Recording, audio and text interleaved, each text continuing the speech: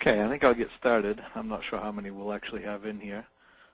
The beginning of this is a little bit about all battery-based systems, so we'll take it slow, and anybody feel free to stop me at any point and ask questions. And I'm going to turn it over to Andrea for just a minute to welcome everybody here, and we'll go from there. Okay, thanks, Ryan. Yes, this is Andrea from Alt-E, and we want to thank Midnight Solar and the team for putting together this webinar, part of our 2013 webinar series. You can check out our schedule on www.altedirect.com, and the banner is right there for you to check out our upcoming webinars. And as we go through the webinar, feel free to notate any product requests, as we do carry the Midnight Solar line on our website for everybody. So again, we want to thank Ryan and the team, and we can get started when you're ready. Okay.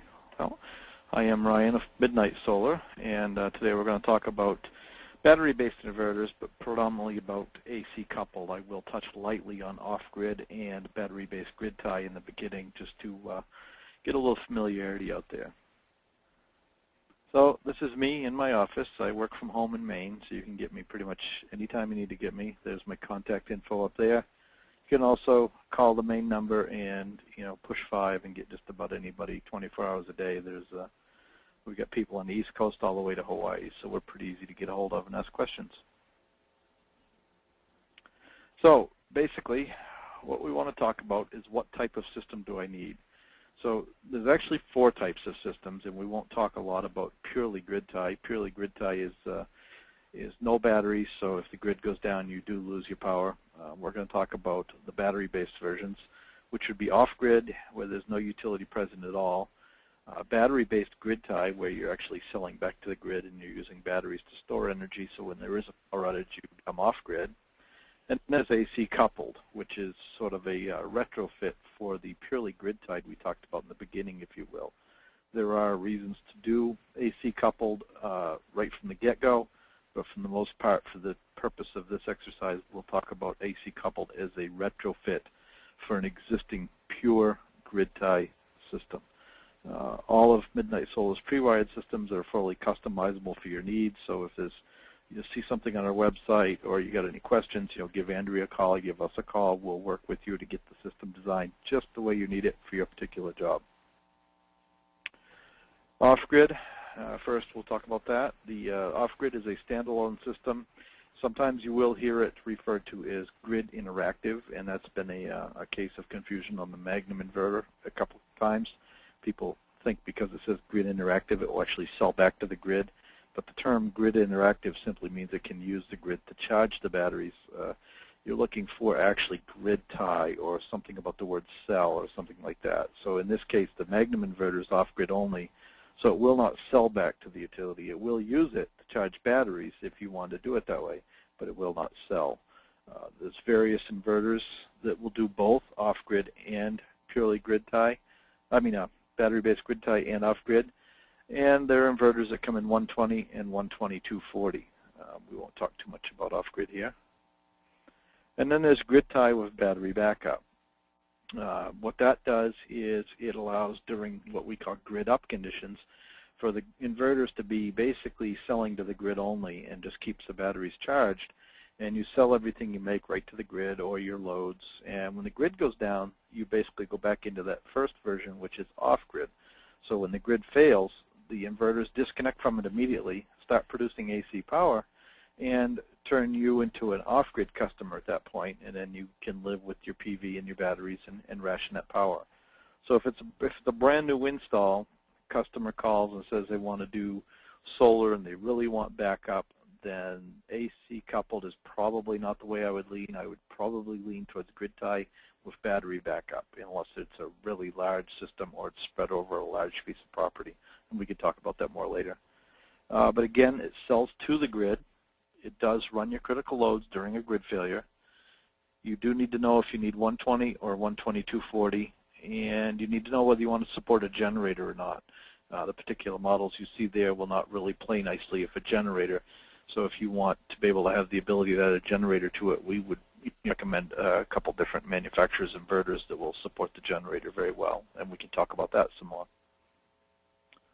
And then without any further ado, we'll get into AC coupled. Now what AC coupled does is it adds battery backup to a purely grid tie system. So in other words, that system that would not produce electricity when the grid was down now can actually produce electricity because there's batteries in the system.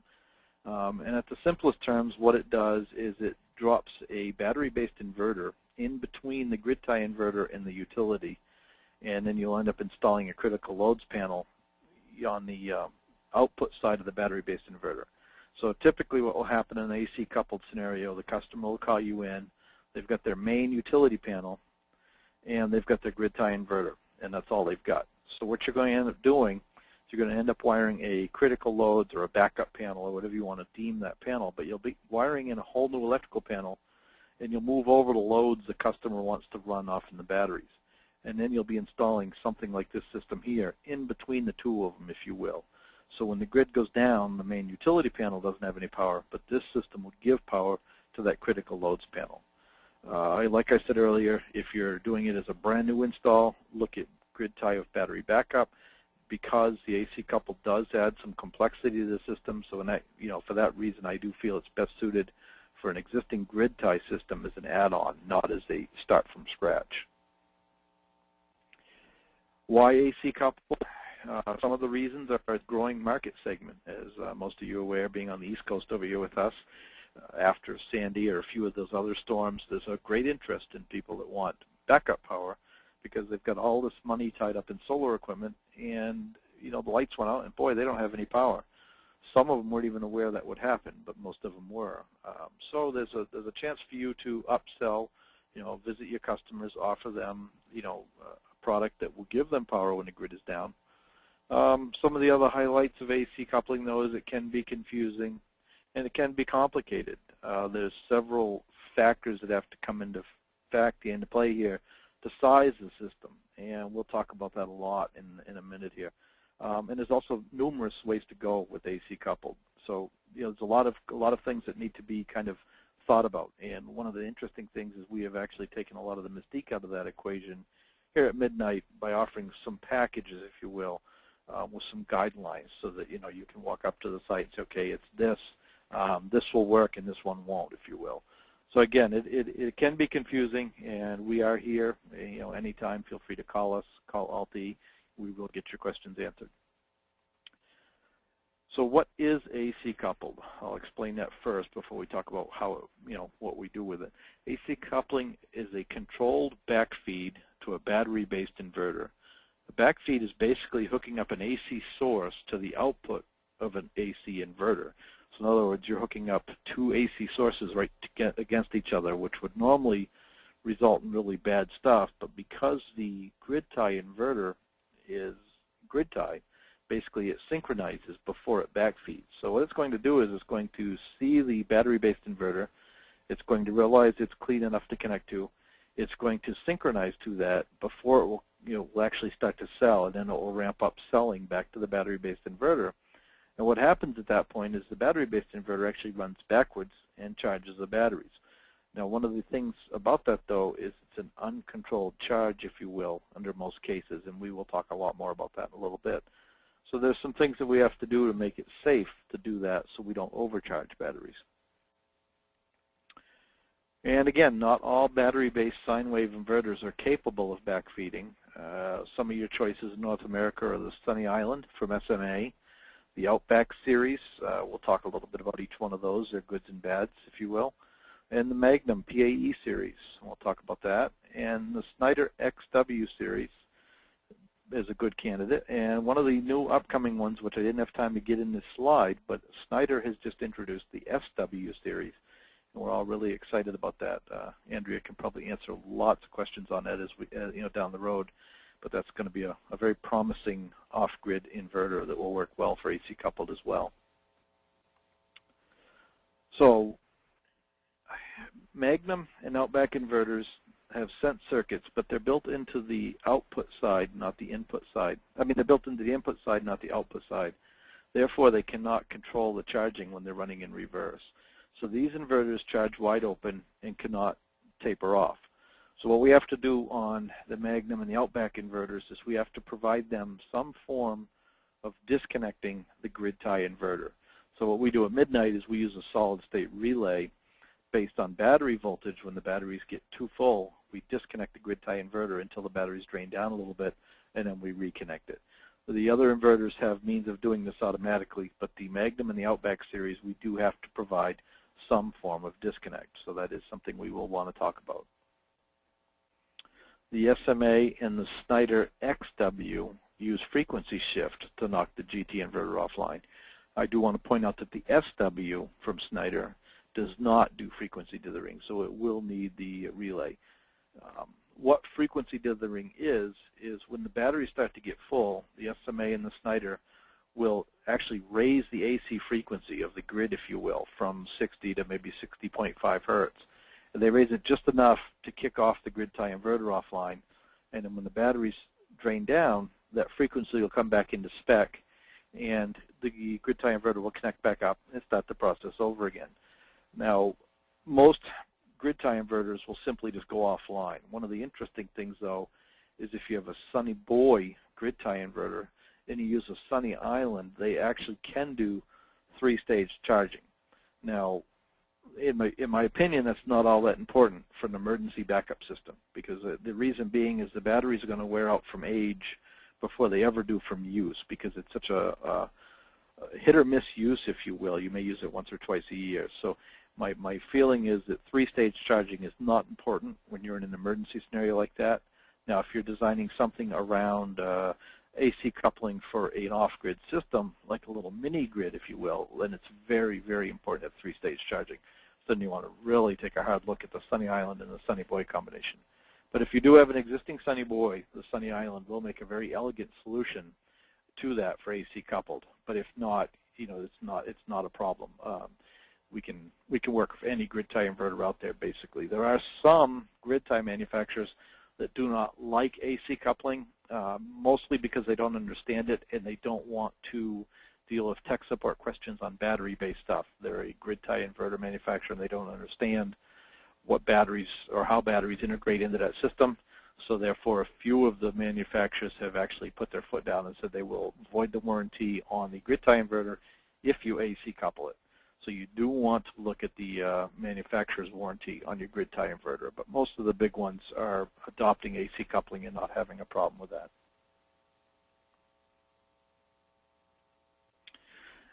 So generators and AC coupled. I want to talk a little bit about that. Like I said earlier, if you're doing an AC coupled system, there may be a case where the customer wants to integrate a generator into it. Say they're going to have, they're worried about an ice storm that may last 4 or 5 days.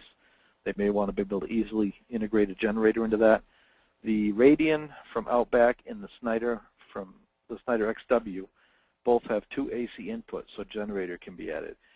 However, both of them do need a provision to be added to disconnect the grid tie whenever the generator is running. This can be done purely manually with an interlock switch, or it can be done automatically. Again, get a hold of Andrea, or get a hold of myself, or anybody here at Midnight, and we can work with you to design that system. But if the customer's got a pull start generator, if you will, or an electric start that they have to physically go out and start, a simple interlock switch may be just fine. But if they've got a remote start that they want to interface, we can add a relay in there to lock out the grid tie whenever the generator is running. Again, pretty straightforward. We just need to know about that. It's one of those things that you, as an installer, need to ask when you go out on site. There's several questions that you're going to need to ask, and one of them is the size and the configuration of the existing grid tie system. The other one, obviously, is, well, what do you want to run and how long do you want to run it for? Because the battery size is going to be crucial to that. And a lot of times I find when you go out on site and you ask the customer that, they want to run the whole house. And you'll start getting into this conversation, and they'll ask, well, what is it going to cost? And well, we can back up that 400 amp electric service, but it's going to cost several $100,000. Or would you rather have this system? So what we've done here at Midnight is put together a few packages, and Andrea can work with you on that as well, where you can have a certain size battery and a certain size inverter. And what I find is sometimes it's easier to explain to the customer this is what you will get. Instead of looking to try to power everything, you can offer them a system that's sized for this, and you will get this many kilowatt hours out of this system. this will run the refrigerator and the freezer for this long.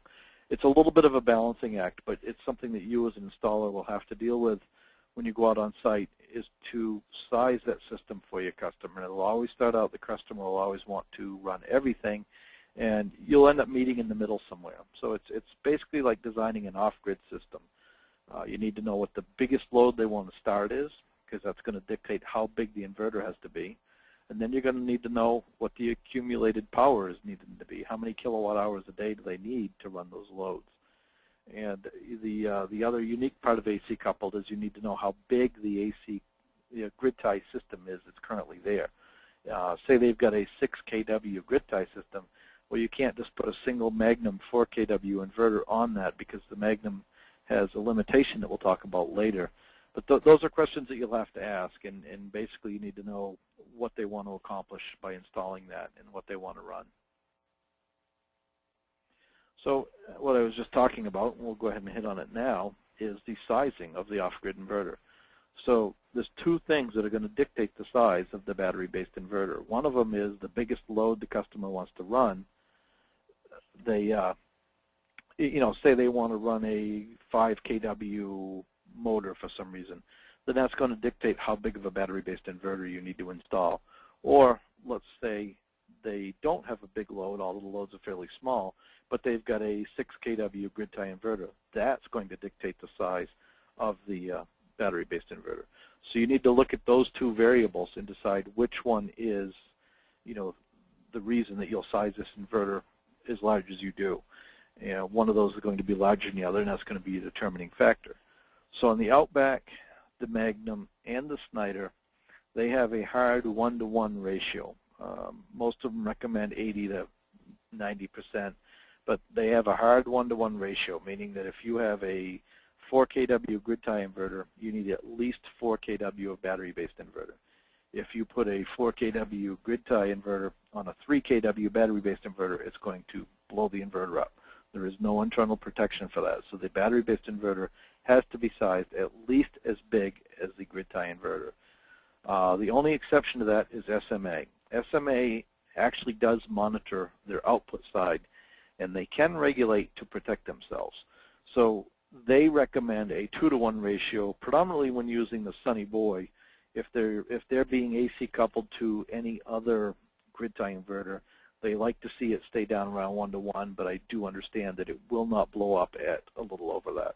So anyways, a good design factor will be a 1-to-1 ratio or a 1-to-2 ratio or whatever, but always keep the battery-based inverter as big, if not bigger, than the actual grid tie inverter. And the other thing I can point out is the customer may not need all of the grid tie solar. And why I say this is, say the customer has N-phase inverters, and they've got 4 strings of N-phase inverters, and each string is maybe 2,500 watts. The customer may only need a very small battery-based system because they have very minimal needs. You may be able to take one string of N-phase and run it through the Magnum inverter instead of running all 4 through the Magnum inverter. Now you're able to bring the size of that Magnum inverter down, and it's a pretty straightforward install again. The other thing you can do that we've seen done, this does require a little bit more technical work on site, but we have seen on string inverters, we've seen installers put a solid-state relay in the combiner box to actually drop one string from that grid tie inverter during a grid down condition, therefore making it smaller, so making it safe to go through the Magnum. We do have wiring diagrams for that. That is pretty straightforward to do, but you will need to get a power lead up to the combiner box to run that solid-state relay. Doesn't have to be a big wire, but you will have to do it. So sometimes that puts a problem into the works as well. But there are a lot of variables here. So like I say, definitely feel free to get a hold of the Alt-E team or the Midnight Solar team. Either one of us, we can help you work through each specific system. And it will get easier as you do a few of these. A lot of the rules are pretty straightforward. It can be a little overwhelming the first time when you start looking at this AC coupled stuff. So I'm going to talk specifics now about each inverter manufacturer and each model number and the good, the bad, and the other about them. So the FX series from Outback, one of the downsides, I guess, is that it's 120 volts only. Of course, on the upside, it is expandable and scalable, so you can stack up to 10 of these inverters to make a pretty large system. They do come in 12, 24, and 48 volt models. And they also come as grid-tie or off-grid. And why I mention that is because another thing that installers can do a lot of times to get a little bit more benefit for the customer is when you install this battery-based AC coupled system, you can also DC couple a little bit more solar power and expand the customer's system. That seems to be a very popular upsell, if you will. Put in the AC coupled system and add another 3 kW of PV at the same time. So if you were going to do that, the AC coupled inverter needs to be able to grid tie. If you're not going to do that, it can be an off-grid inverter. So that's another one of those, things that you have to check out when you go to the site. The FX series does come either way. You can get it as a G series that is grid tie, or you can get it as a straight FX series that is not grid tie. One of the things I will point out, earlier we talked about generators, and the G series does not play well with generators. So if you're installing the system for your customer and they really do want generator backup, and you're going to use the grid tie inverter because you're going to DC couple, I would say you might want to look at another model, and we will point out the other models that do treat generators nicer. Like I say, smaller scale, and it is expandable. The upsides, the downside is it's 120 only. The Radian by Outback. Want to point out a little bit about that. Now, it is grid tie or off-grid, so therefore it could DC couple some as well, or it could, be a complete off-grid inverter. So it just does everything in one package. It does have 2 AC inputs as well, so it can support a generator. Again, you would need to disconnect the grid tie inverter when the generator is running. There are numerous ways of doing that. It is 120, 240 in a single unit. It is 8,000 watts per unit, and it is stackable. Some of the downsides might be that it's 48 volts only, so if you are doing a very small system, 48-volt battery might be bigger than you really want to deal with. It does require relays for AC coupling as well as the FX series. Everything from Outback is going to require manual intervention on the grid tie inverter by form of relay or something like that. Again, it does have 2 AC inputs, so it will take a generator, 8,000 watts and stackable, 120, 240 out of a single package. This is just showing the inside of one of our E-panels wired up with a couple charge controllers, just showing how it looks inside. And just showing some of the flexibility. We have all the gear so you can build a dual stack like this. We have the battery combiner, which has 1,000-amp bus bars in it. Something I want to point out about the Radian, it's a little different than some of the others. The Radian is actually 2 inverters in one box. So if you open the door on the E-panel, you'll find 2 battery breakers, 1 for each inverter. The inverters are all internally wired together on the AC side, but they have separate DC feeds. So therefore, you end up with 4 250-amp battery breakers, and you're going to need a 1,000-amp combiner to put all that together. So this is a complete package. You can get the back plate to put the inverters on. You can get the E-panels with the dual AC bypass, which is very important. If you're doing a grid tie-off battery backup or an AC coupled system, you absolutely must put in an AC bypass. Otherwise, you're going to get a call from your customer at 1 a.m. The inverter has quit working. I don't have any power. You need to come over. With the bypass in there, you can simply tell them just slide that black slider down in the bypass. The lights will come back on. I'll send somebody over tomorrow. So you saved a service call in the middle of the night.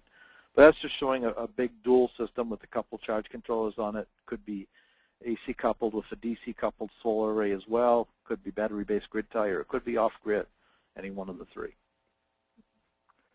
Magnum Energy, undoubtedly probably the most popular right now for AC coupled, just solely based on cost and versatility. But the basic PAE series, which is the one that they recommend for AC coupling, and I'll get a little bit more into detail on that in a second, but the basic PAE series comes in 24 or 48, and it's a 120/240 out of the same box, out of one box, and it does do AC coupling. Magnum does recommend you run about 90%. It changes depending on when you talk to them. I've heard 80 up to 100%, but rule of thumb I try to use is 75 to 80%. So if I've got, that 1-to-1 rule I talked about, I really like to see it 1 to 1.25, just for a little comfort margin, because if something happens, you get a little edge of cloud event or there's a little bit of boost in power, you really don't want to, damage the battery-based inverter. So there's no real reason to cut it that close, if you will. One of the things I do want to talk about with Magnum is they do frequency dither to knock the Gridtie inverter offline. However, the last time I checked, it is done at about 4 volts above the set point, which is not good practice. And the reason for that is most people think, well, it's going to get there really quickly. But let's say you have a 2-kilowatt solar array and the customer's running a 1,500-watt load. You're only putting 500 watts into the battery. So that may rise up in, say 3 volts above the set point and not have quite enough oomph to get it to 4 volts. But it could sit there all day at 3 volts above the set point. And if you're using sealed batteries, which I highly recommend for AC coupled because you don't really want the customer to have to do maintenance, that's going to be really detrimental to those sealed batteries and really damage them. So we do want to make provisions to disconnect the Magnum using a relay, just like we do the Outback gear. Some of the more interesting stuff about the Magnum, though, is it does come in various sizes and wattages, wattages, battery voltage, etc. So you can, with the relay, you can use their other versions for AC coupled. It just does not frequency dither. So they have 120 volt only. They have 120 240 inverters. They have 12, 24, and 48 volt inverters. They are stackable. They are off-grid only, meaning they will not sell to the grid. They will pass through and the Gridtie inverter in an AC coupled scenario, but you would not be able to put a charge controller on it like you see in the picture. It DC couple as well, because that would never go back out to the grid. Something I didn't mention about the others, and I want to back up a little bit, is vented versus sealed. The FX inverter is the only real sealed inverter on the market. And when I say real sealed, I don't mean I would put it outside. It is not NEMA 3R or 4X, but it is fairly well sealed against moisture intrusion or humidity or salt air or dust. The Sunny Island is probably a pretty close second in that, and then the Radian, the Magnum, and the Schneider inverters are all wide open vented. So if you're in an area where it's a really harsh, humid salt air environment, you may want to look towards the Sunny Island or the Outback FX series. But for most places here on the coast, on the East Coast, any of these are going to be just fine. Again, it is stackable. It does come in various wattages. Something else we do, a little unique, we have outdoor battery boxes. So these are all powder-coated aluminum. We have a couple different variations of this depending on the battery that you really want to use or how many batteries you need to use. But as you see here, this is a pre-wired, tested, assembled kit, everything except for the batteries. It even includes the battery cables. So this box would ship to you just like you see it without the 4 batteries. The batteries you can pick up from the LT team. They'll be able to help you out with the batteries. They'll be able to help you out with the whole system. But we don't ship it with the batteries. We let them ship you the batteries separately, just for shipping and weight. This system is all ready to go. It's very easy to use. Everything's well labeled. When you look down inside there, there's bus bars. They're going to say, like in from the Gridtie inverter, out to critical loads, in from utility. So it's all very well labeled and very easy to follow through, if you will. And we can also do other variations of the battery-based inverter in these cabinets. And we also have a cabinet for just the inverter. So if you've got your own battery or you're going to do something different for the battery, we have a wall-mounted cabinet that most of our inverters fit into as well. This is just a picture showing it actually installed outside. This is one that was designed, built, and installed by a customer. This particular gentleman is one of the guys I was talking about that used a solid-state relay to drop off 1 string of panels. I think I got a picture. Yes, I do have a picture of the inside. You'll notice right here he's got what I call a wall wart. It's basically a plug-in transformer like you'd have for your cell phone. And what that's doing, that receptacle that's plugged into is powered from the grid side of things. So when the grid goes down, that receptacle goes dead. And that wall wart or transformer is actually sending power up through a Cat5 cable to a solid-state relay in the combiner box. So when the grid goes dead, the relay goes dead, and he loses 1 string, making it safe to run it, into the Magnum in reverse. So it's a pretty creative way of doing it, and we do have wiring diagrams for that. So if something like that does come up, definitely get a hold of us and we can help you out with that. The Xantrex, or Schneider, we call it now, Schneider XW, is pretty comparable to the Radiant, only it does a few more things. It is grid-tie or off-grid in a single package. It is a single inverter, so it only has one battery breaker, so you don't have to run 2 sets of cables to it. It is 120/240 out of a single unit, and it has 2 AC inputs for a generator as well, like the Radiant did.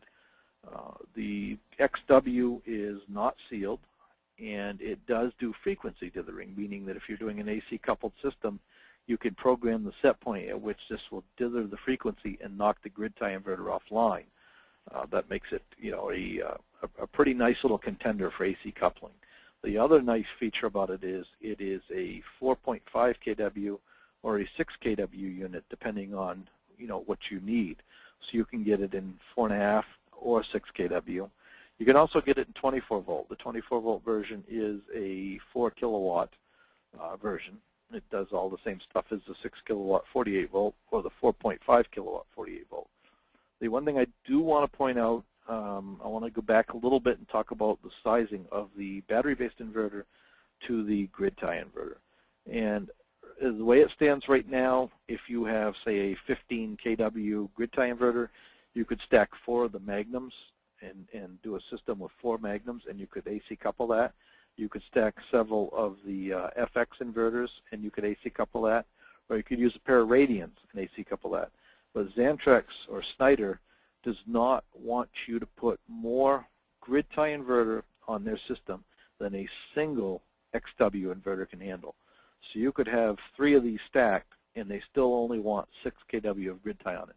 So that's a little bit of a design limitation with the XW that the other inverters don't have.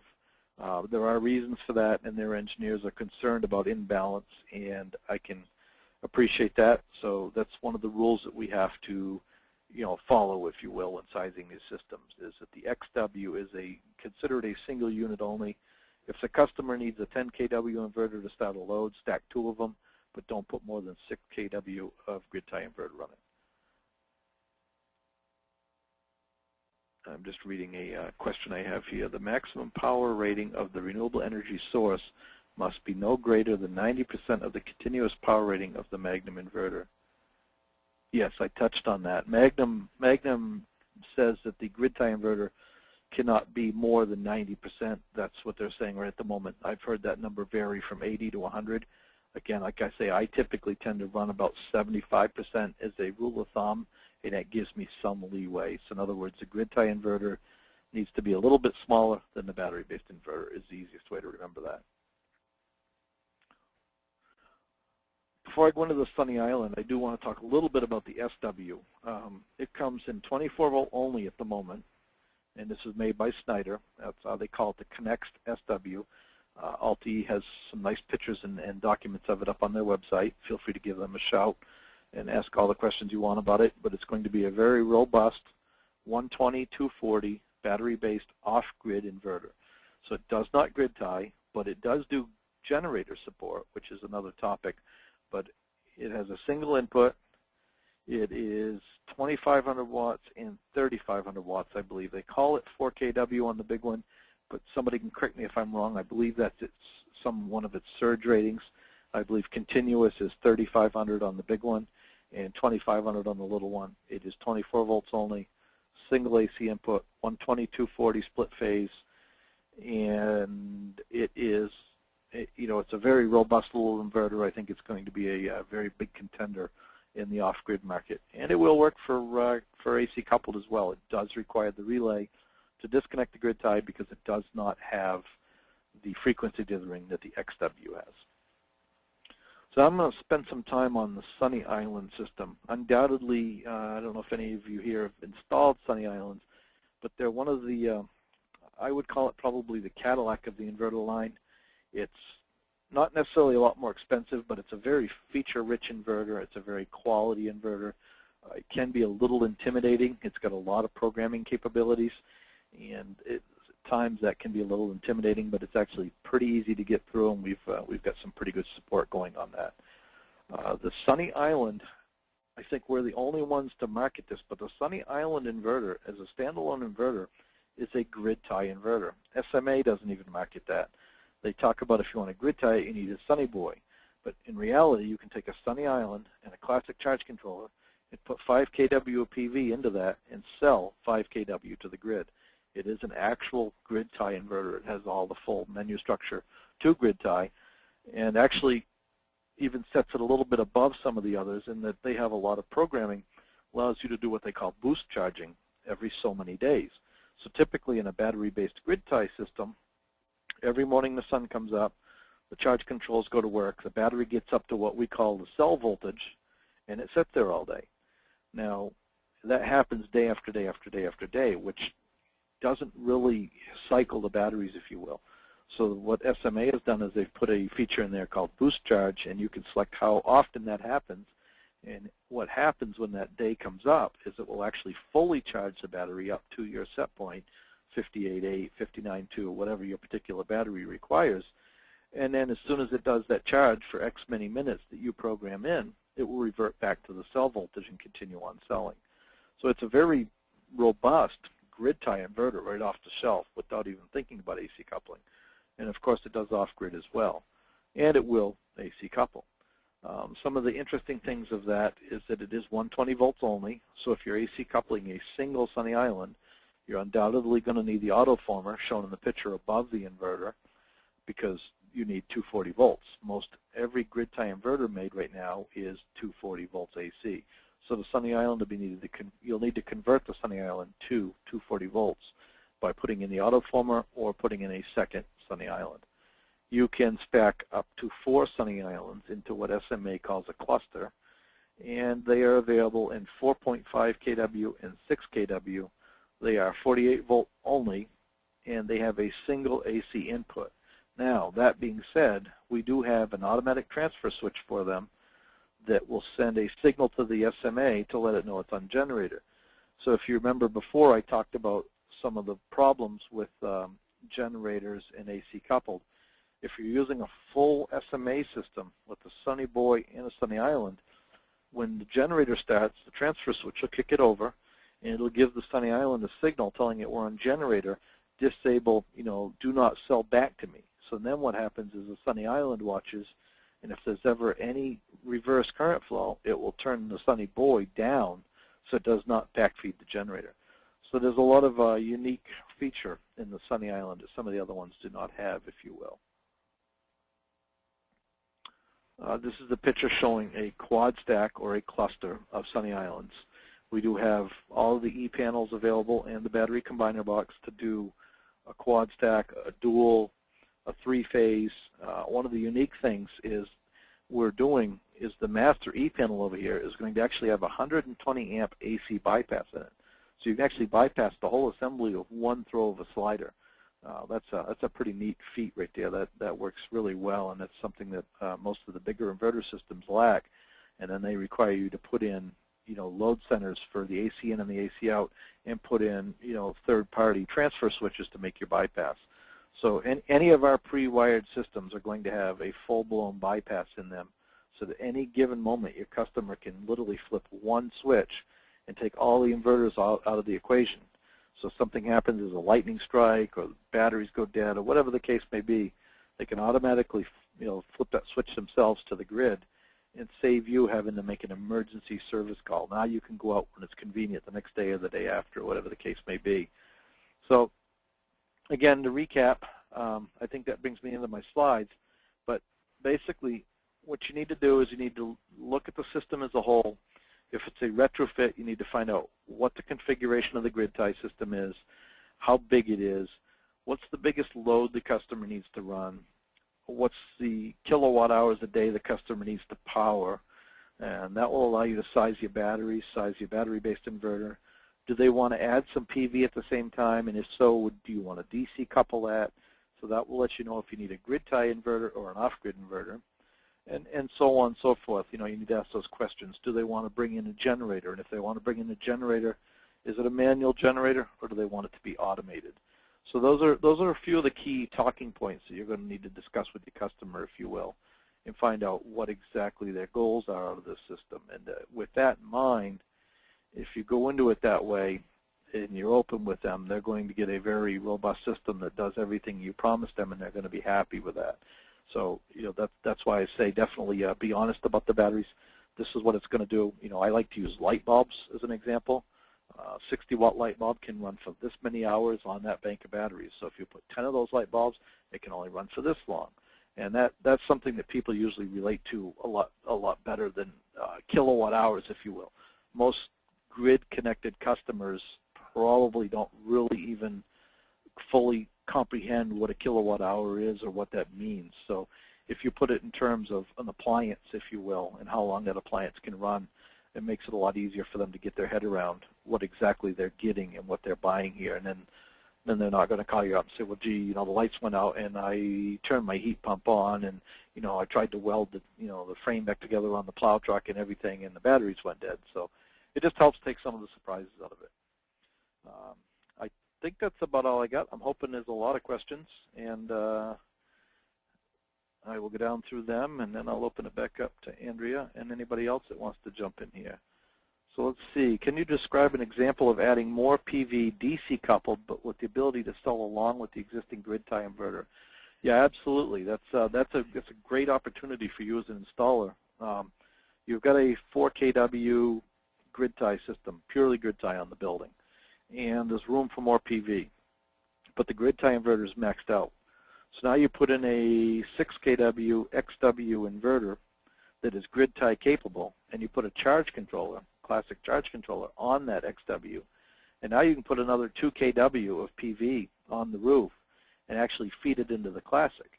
So then what happens is the 4 kW grid tie inverter is selling straight through the XW to the grid all the time, and the 2 kW is going through the classic, and when it raises the batteries above their cell voltage, that's selling as well. So it just works in conjunction. So if the grid tie inverter is maxed out and the customer does want to boost their solar potential at the same time, that is one excellent way of doing it and tying everything together. I mean, the other option is always to add another grid tie inverter or a string of N-phase, and if it puts you over the limit of the battery-based inverter, you can go around the battery-based inverter to the utility.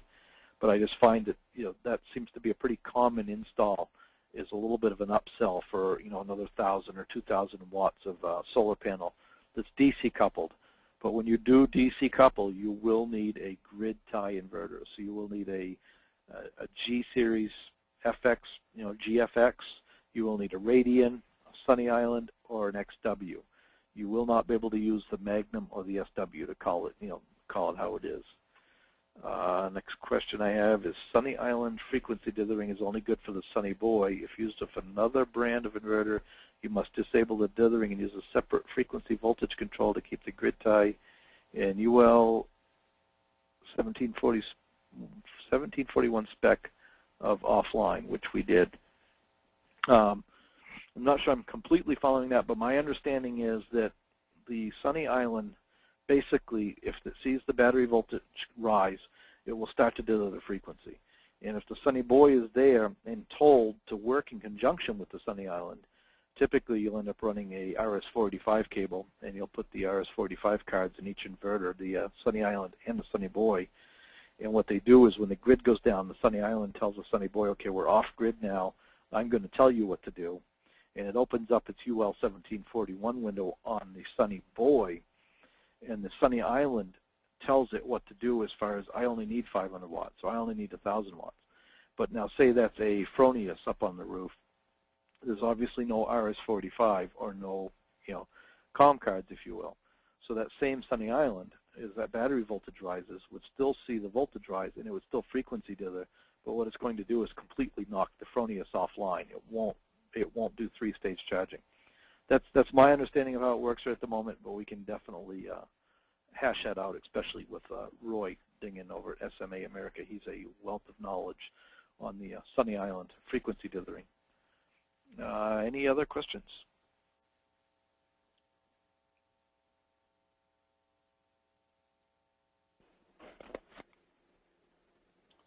Do you know if SolarEdge is going to be able to AC couple? That's a really good question, and SolarEdge is doing some interesting stuff, and my guess is yes, but I don't know that answer, so I would say we're going to need to look into that. I will do my best to look into that, and we'll see if we can't get the LT team to do a little investigation into that as well. Again, it's like I say, there's a little bit of an issue with some of these grid tie manufacturers. I had a discussion with an Enphase engineer who said the only reason they originally said they would void your warranty, which they have now changed their mind on, is because they didn't know how to really work with a battery-based system, and they were simply afraid that they would start getting a lot of support calls, and they didn't want those calls. So, you know, there's some reasoning behind that, but you definitely want to look at the grid tie inverter and see what it's going to do to their warranty. Some customers don't care, and some will. So again, just be honest with your customer and tell them, hey, this manufacturer is not going to support your warranty if something happens. You know, here's our options. You know, lay it right out on the table. Next one is watch out for current capacity of battery-based grid interactive inverter AC input circuit when adding DC coupled PV and AC coupled PV. And that is a very true statement. In other words, if you've got a grid tie inverter that can only handle 30 amps in, and you're passing 30 amps through from your grid tie inverter, you cannot put, you know, more amperage from the DC coupled portion of it. So you do have to size accordingly when you're doing DC coupled.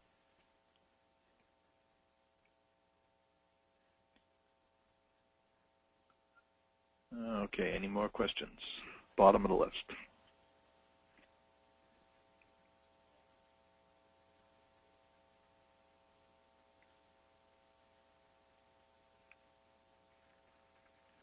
All right, Andrea, I think that's wrapping up the questions. I don't know if you wanted to jump in, but I do want to thank everybody for showing up. We had a really good turnout after we got rolling. Yeah, we've got a good crowd, and not a lot of questions. So thank you very much, Ryan. As usual, your webinars are fantastic, just knowledge packed there. So we want to thank you very much. And you know, my email's not on there, but if anybody does want to email me, it's andrea@altestore.com, and go ahead and take a look on our website, www.altestore.com, and for any of these products that were mentioned, as well as our 800 number there for you to give a call in. And this has been recorded, so it will be archived on our website, and if you ever want to reference it and check back, we'll have that archived on our site as well. That sounds good, and that was a couple questions just popped up while you were saying that. This is recorded. We will actually publish it as well, so we'll be able to find it on Midnight Solar's website. And just to reiterate what Andrea said, don't be afraid to call any of us anytime with any questions. It's we enjoy what we do and love answering those questions. All right, thank you. Okay, thank you everybody for coming, and stay tuned until next time. Bye-bye. Bye.